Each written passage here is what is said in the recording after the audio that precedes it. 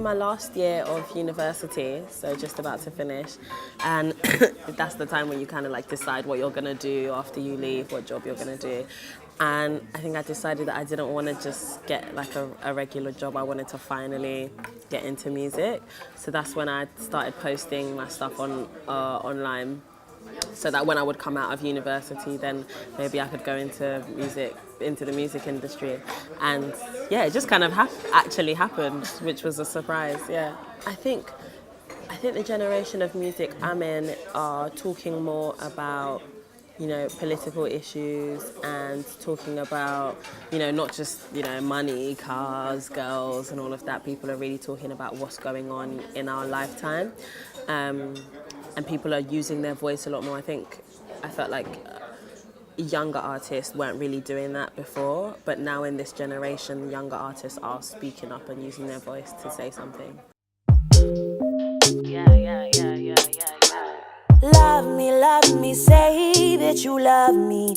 Call me, you never do. For me, like, I'm not extremely political and it's not like in your face, but I think I like to say things and do things in a subtle way. So like I kind of use my music videos to say something political. I think there's always a message whenever you watch my videos in some way, so yeah. We don't want none of them in this town here. This is our town. After the actions of an alleged homosexual man.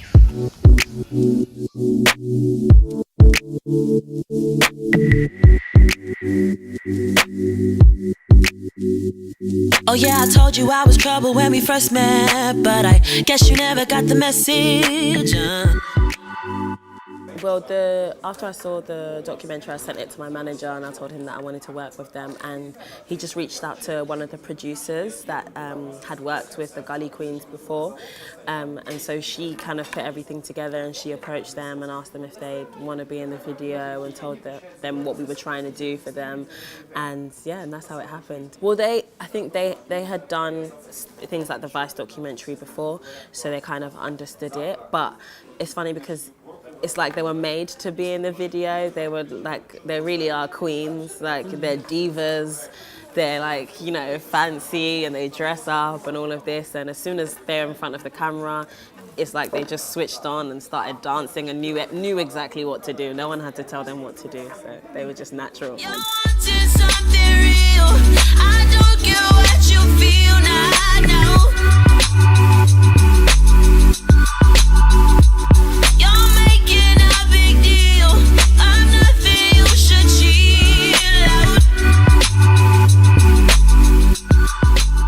Yeah, we're trying to raise money to get them some safe shelter, because basically they live in the gutter, so they can't get work or anything, and so we're just trying to find them a safe place to live and see if we can create some form of income for them as well.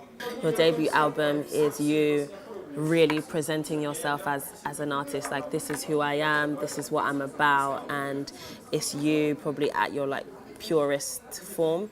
So the inspiration is kind of just like everything I've learned so far in my young life, and yeah, and communicating that to people and driving home my message. And I think in terms of like how it sounds, I've really been inspired, to be honest, by other people's debut albums. Like my favorite Amy Winehouse album is Frank, which was like her first one. And obviously there's only one Lauryn Hill album, but that one is like my favorite one.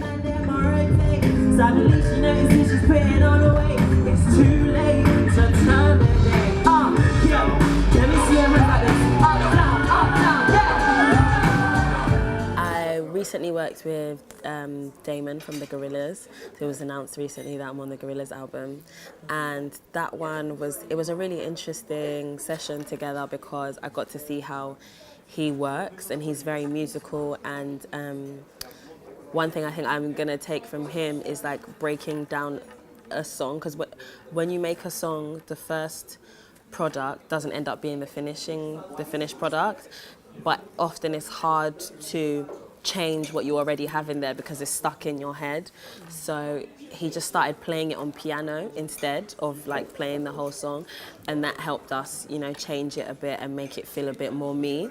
So that's a process I think I've taken. Like if I want to change something, just strip the song all down and just do it on piano instead so you can hear it differently. I don't know, I'm inspired by so much, to be honest. Visually, I'm very inspired by movies. Like, my favourite movie is City of God, and Pulp Fiction is like one of my other favourite movies because of, you know, how visually appealing they are and the storylines in it. So those like inspire me for my music videos as well, about how I want to make a storyline. And to be honest, I'm so inspired by other people's music as well. So I'm listening to different people on different days all the time before I go into the studio, and there might be something that someone did that inspires me to try as well. Well, there's one, she's an author. Her name is Chimamanda Adichie, and she writes a lot of Nigerian literature, and the themes are very much, you know, about feminism and, you know, social and political issues. And she, for me, is an icon because particularly I'm Nigerian as well, and where we come from, feminism isn't a thing. Like, it doesn't exist. It's frowned upon. If you're a feminist, you know, you're like a man-eater.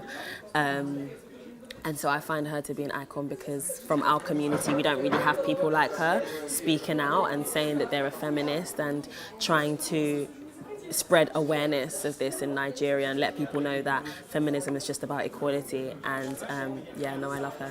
I think creating the music for me comes first because that, I mean, there isn't going to be a crowd or, you know, people to listen to it or connect to it live if you haven't done a good job of creating the actual music. And I enjoy being in the studio because I love writing. So that's, I think that's my favourite part. Yeah.